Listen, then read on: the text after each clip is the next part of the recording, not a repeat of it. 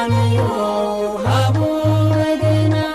በዚህ ዘራየና አምላክ ወሬታንም ለሰቡ ቅኔ ምስጋና አሕዛብ ኩላ ምድሬኖ ለአዩ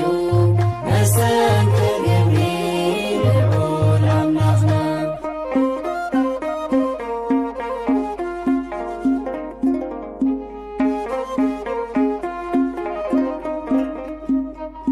ዓለም በጭራምራ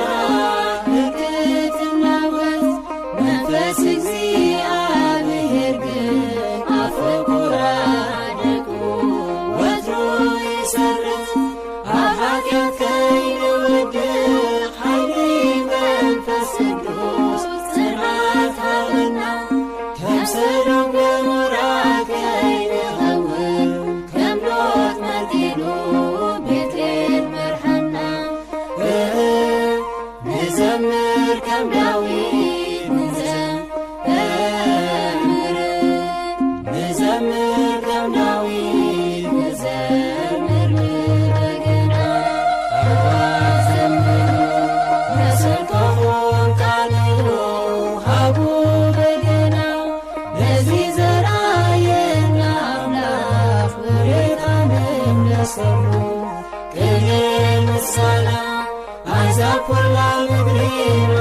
ለአዩ መስተንክር ገብርኤል ልዑል አምላክና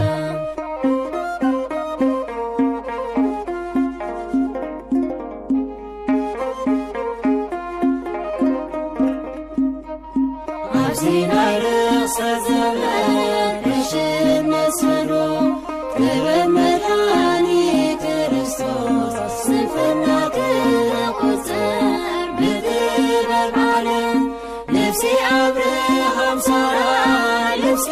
ቅድስና መሮት ለበሱ ቃል ኪዳኖ